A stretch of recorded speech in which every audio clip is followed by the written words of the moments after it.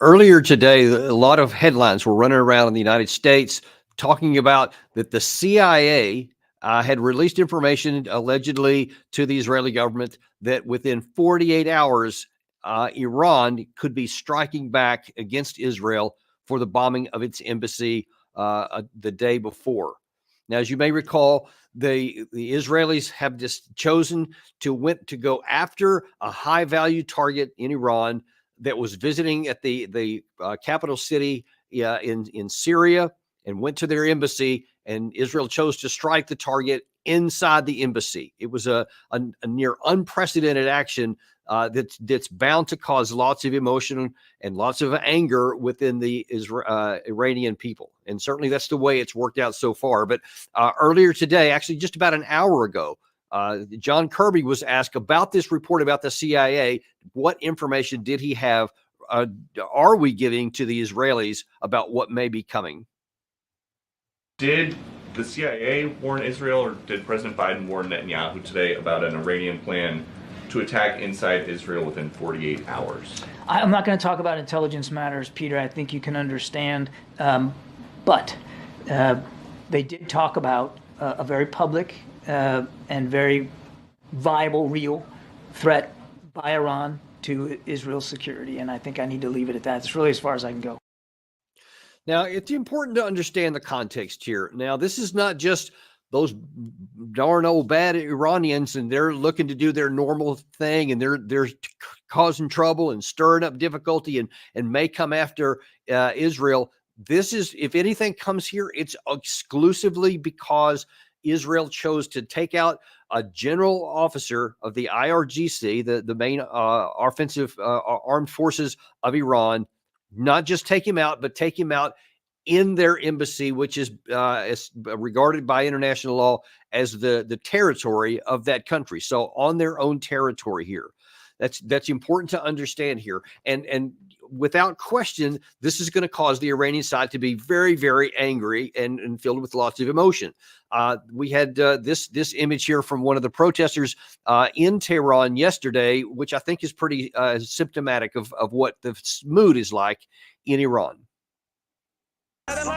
دیگه چون اسرائیل حمله مستقیم کرده به عبارت اعلام جنگ کرده دیگه به نظر من دیگه باید اقدام علنی و آشکار باشه اینکه مثلا نیابتی بریم یه جای پایگاهش رو توی یک کشور دیگه بزنیم به نظر من جواب.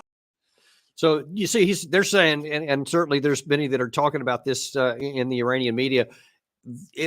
Their proxies are one thing.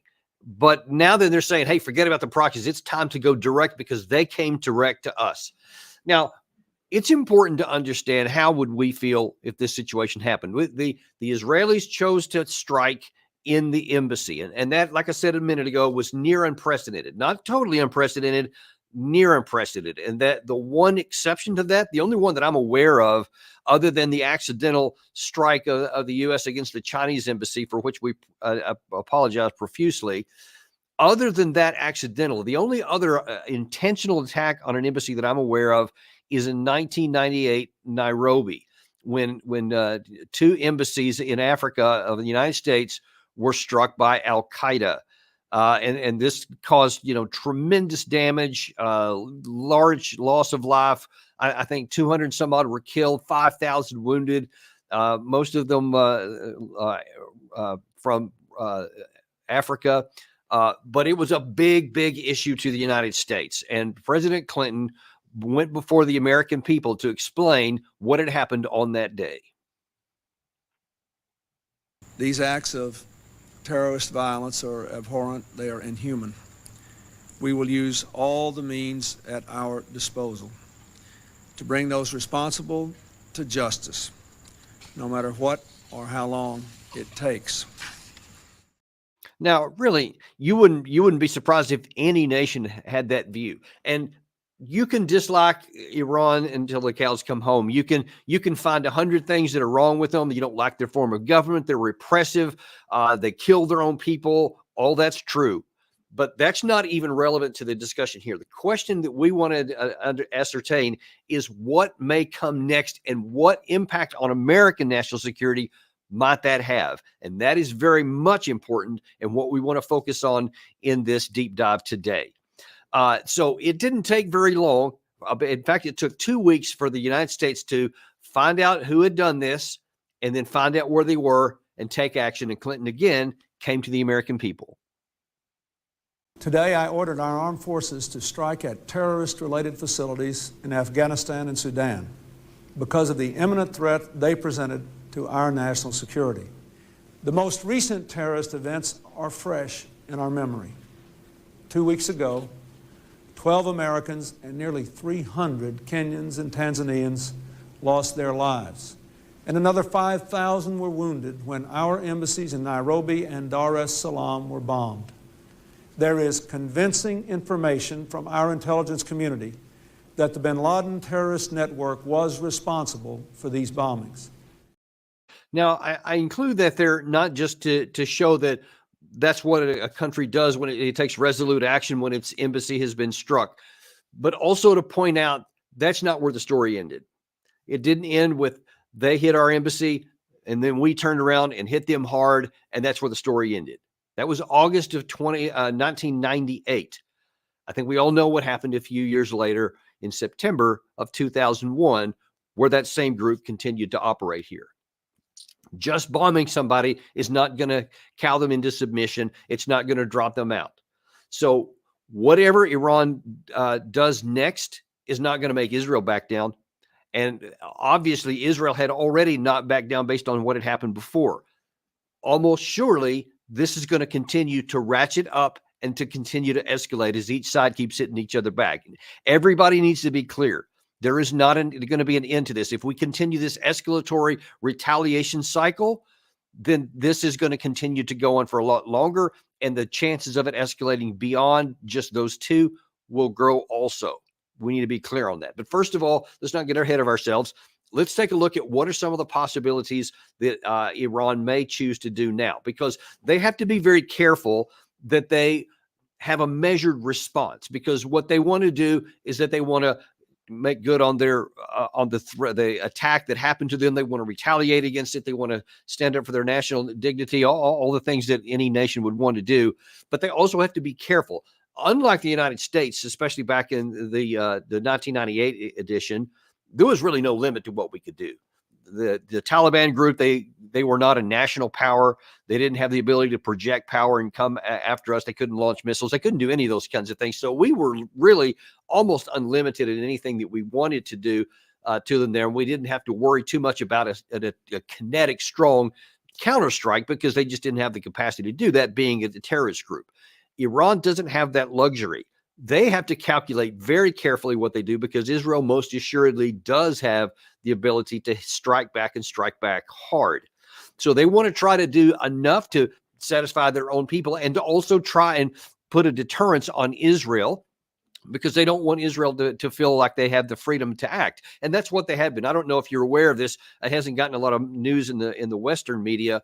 But since this war broke out, there's been a number of times Israel has just attacked and taken out of temporary operation the airport in Damascus, the one in Aleppo, and a couple of different times, different airfields in there, because they claim that's where Iran was bringing supplies in that were helping Hezbollah, et cetera. So that's been going on. There's been an assassination campaign going on inside Lebanon, inside Syria. They continue to take out high-value targets. On the 28th of March, there was a pretty large strike in Aleppo that killed 40 Syrian troops and a number of other people as well. And then, of course, came the big one when they took out the embassy. And so this has been ratcheting up. And many on the Iranian side has been complaining to their leadership, saying we haven't been hitting back hard enough. And that's why Israel feels the freedom to continue doing this. So now some of the pressure seems to be building on the mullahs that they have to do something. So I expect they're going to try and thread the needle, but they can't go too low, or truly Israel is going to continue to feel freedom to do this, and it almost certainly will go in. So what are the options then? Number one, they could go big, and they could say, okay, tit for tat. You took out our embassy, we're going to take out one of your embassy. And there's already reports in the Israeli media today that all of their embassies worldwide are on heightened alert because they're afraid of exactly that very thing happening. It could also be some other Israeli facility, some other thing in worldwide. It could be a high value target. It could be a prominent business, for example. It could be a prominent person. They may also assassinate an Israeli leader, an Israeli politician, someone famous, some Jewish famous person. It could be anywhere in the world. And of course, we know that Iran has a number of tentacles that can reach all over the place. That's their network of spies and contacts all over the world, especially throughout the Middle East, is something that they're well known for. So really the target list is quite large, and it kind of goes up and down the escalation scale. So we're not really sure where that might be.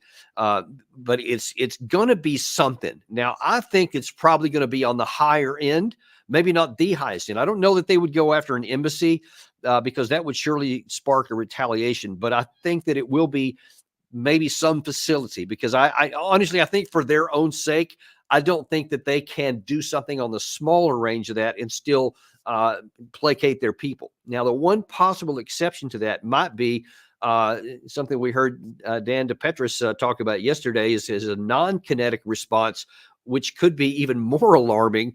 And that is they could make the decision to build a nuclear weapon. And as you probably have heard many times in the news, in congressional testimony and elsewhere over the last number of months, anytime it talks about the Iranian breakout capacity, they say based on the amount of material that they have and the additional centrifuges they've gotten since we left the JCPOA, the nuclear deal in May of 2018, now that they could be as little as a week away from building enough fissile material for a bomb, and possibly within 2 to 6 months to actually produce the first nuclear warhead. That's, of course, if we know when they make the decision. We may not. Some of these things may be able to do on the sly without knowing, or it may take some time for the IAEA inspectors, the UN inspectors, to be able to pick up and identify some of this stuff. So there's going to be a lag time there. And that could be one of the biggest dangers, that the very thing that we claim that we wanted to avoid this whole time, they're actually coerced into, out of feeling like that's the only thing they can do to defend themselves is to get into a bomb. And then, of course, all bets are off, and you have this whole different and an escalated problem, because I can assure you there will be a great many in the United States who will enthusiastically say, now we have to strike Iran. We have to use kinetic means. We can't let them have a bomb. Every president, I think, going all the way back to Clinton, have said that Iran will never have a bomb. Trump said it the other day when he was directly asked. Biden always says it. Every American president says that same thing. And so now then they're going to be in a position to where somebody may have to make good on that, or we may have to come up with something else. But so that is maybe even bigger than if Iran chooses to strike an Israeli embassy, for example. But let's not get ahead of ourselves there either. These are some of the possibilities right now. I doubt we'll have to wait too long. Now, this alleged CIA warning said potentially within 48 hours, which would be 12 to 24 from now. We'll have to wait and see how that happens too. I've talked to some other knowledgeable people here in Washington, D.C. who have some connections in the intelligence community. Both of them independently tell me that most people are leaning toward the night of 8 or 9 April, which coincides with the end of Ramadan. Who knows? They may also choose a different night altogether so that it's not predictable, that nobody knows when it's coming. That's usually how these things work best, when the target doesn't know what's happening. But all of that leads to the next question is, what is in America's interest? How does all this affect the United States, and what role should we play in this? Now, Jack Keane says that we should basically be able to do whatever we want because, well, Iran's not going to do anything anyway. Watch what he says. A lot of talk and wringing of hands that this could escalate into World War III.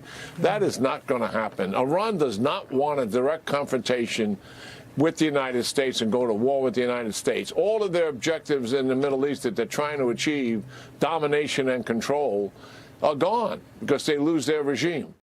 Well, it's just gone. So it's easy for Jack Keane. They won't do it because, well, they would be gone. But would they? Would they be gone? Let's kind of take a look at what's going on, because a lot of people, when they talk in these big sweeping comments like this, they don't get into the nitty gritty, how things work on the ground. and what the reality is on the ground. And man, have we heard a lot of that over the last couple of decades, of people saying how easy something would be. And then all of a sudden we get sucked in like Gulliver and then trapped down and lose lots of troops and end up losing the war. So there's a lot of bad precedents on that too. And I think that there's a lot of room for that here too. Let's take a look at some of that. So that's, you heard Jack Keane, General Jack Keane, who's saying how easy things are. There's another general in Israel, a retired general, who has a very different view. And his name is Major General Itzhak Brick, a retired general. And he says, in this current situation, I see an unprecedentedly serious situation. Those who decided to attack such an important target in Syria, which included 5 generals who all have replacement, leads us to many possible Iranian responses, one of which may be an all-out regional war in the Middle East. The state of Israel is not ready for it. Israel is not completely prepared. The ground forces are small and unable to fight on several fronts. And what are some of those fronts he may be talking about? So right now, you obviously have the Israeli Defense Forces heavily engaged throughout the Gaza Strip. They are in the southern part right now and preparing probably to go into Rafah. But they're also conducting operations throughout the remainder of the Strip because nothing has been fully pacified. Even though we're nearing the 6-month mark, still the place hasn't been pacified in the areas that they've cleared.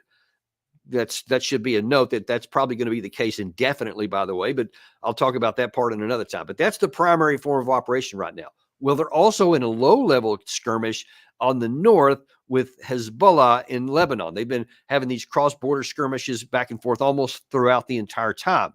There's been various concerns that maybe the Hezbollah will launch an attack and open up a 2-front war against Israel.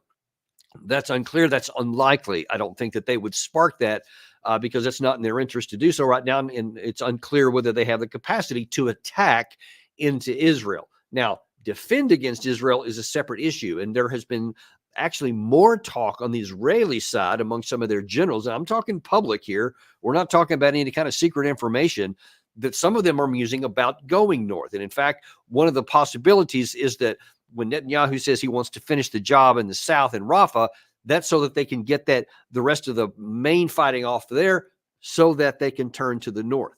But if they're still in the south, and now then there is a northern front opened up from Hezbollah, then you've got some real problems. And then if on top of that, then you actually get into some kind of a conflict with Iran, it is very unclear, very unlikely that Israel is going to be able to fight an effective war against throughout the Strip.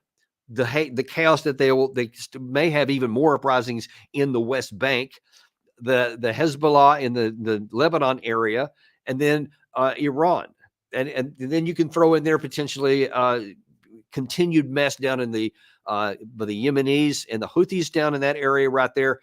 You've got all of these proxy groups that are all over, especially Iraq and Syria, and really throughout the region there, that could also be escalated. There's this so-called axis of resistance that Iran's a part of, and we can't rule out the possibility that even Syria could join that, which is also a part of that.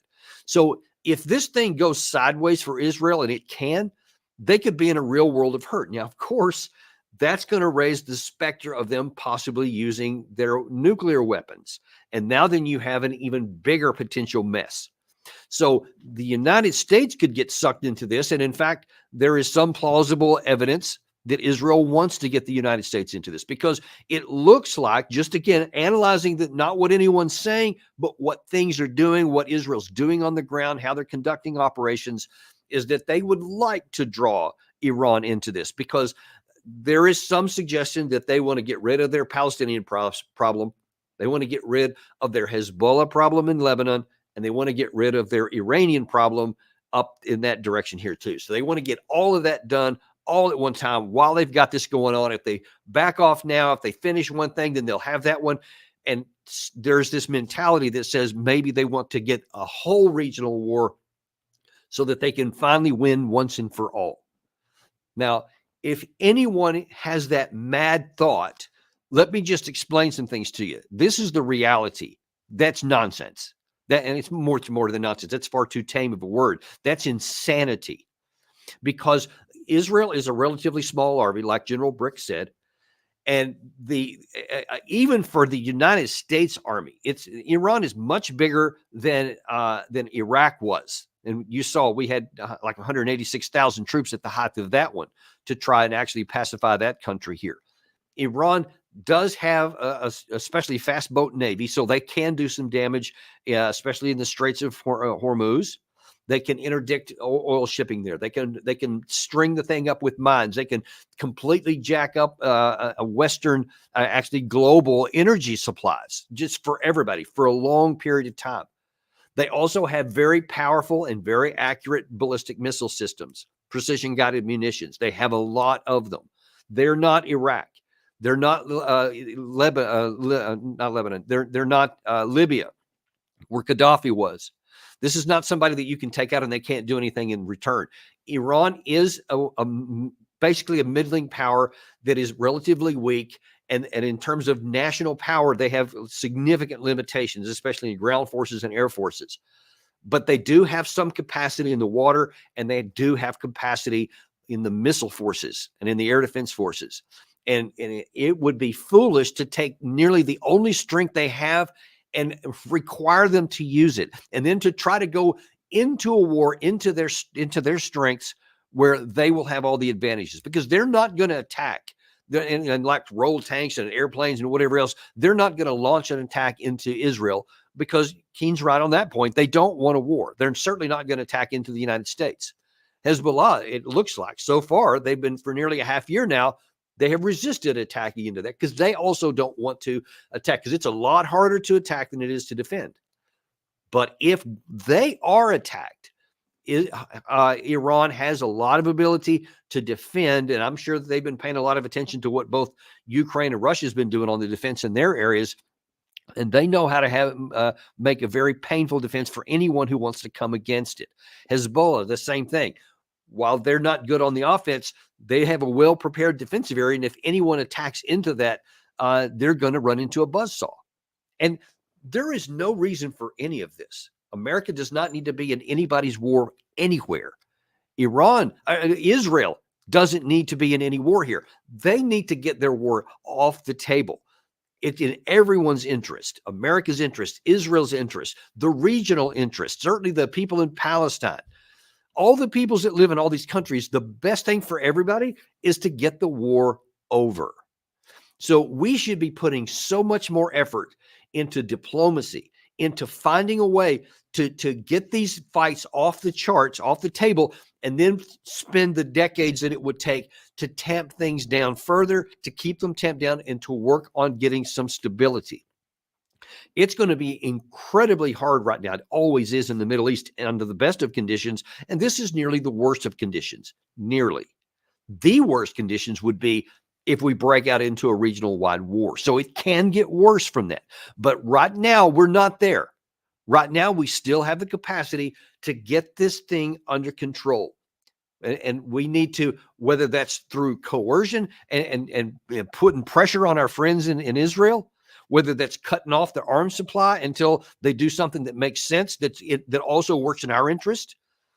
Whatever it takes, we need to get this war off the table in Hezbollah, in Hamas, because the longer it goes, the greater the chances of this thing escalating. Now, this all assumes that there's another big explosion doesn't happen when Iran retaliates, and so that's why even my plan right now is kind of on hold, because we have to wait and hold our breath to see what happens next, and just pray that the leaders, and that means Biden and Netanyahu primarily, don't overreact themselves, whatever Iran does after that. It is, listen to me carefully.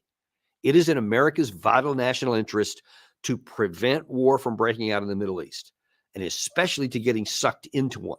It is 100% loss, and there is zero gain. There's none whatsoever. We would lose troops. We would lose material. Our force would be weaker. We're already weakened because of all the ammunition and the precision-guided munitions that we've given to Ukraine and to Israel. And if we had to suddenly start using them in large numbers for our own defense, we wouldn't have them very long. You've already seen from some of these shows we've done recently, the resupply rates and the recovery rates to even rebuild what we've already given away and lost is already measured in years, multiple years. That's right now. We wouldn't have enough capacity in our storage and then in rebuilding capacity to regenerate more supplies to sustain a war anywhere. And God help us if anything goes south in the Russia-Ukraine war, or if there's an explosion in the Indo-Pacific between China and Taiwan that could possibly get us sucked in there. You see the point. Our armed forces are not near as strong as what people think. They are not invincible. They are subject to logistics. They are subject to supply constraints and storage capacity, despite what some people may think, like Jack Keane, who seems to think everything's easy. Nothing is easy here. And it seems so important that we get this right here. It is in America's interest to get the war over. And that is your deep dive for today. Appreciate you paying attention and coming and watching our show today, folks. We're unintimidated and uncompromised, and we're going to keep giving you the truth, even when it gets ugly. And if it gets more ugly, you can count on us giving you the truth and telling you, even in those cases like that, there's still off-ramps. And there are today. And I'm going to keep telling you where the off-ramps are so that we can avoid getting into any kind of destructive wars that are not in anybody's interest here. Join us tomorrow. We're actually going to have a really special treat. A friend of mine from Africa, actually, is from Uganda, has some amazing stories of diplomacy, of peacekeeping, and also helping refugees on the ground there. It's an amazing story, which includes some near-death moments, though. So you're not going to want to miss that at 1 o'clock tomorrow. Join us here on Daniel Davis Deep Dive.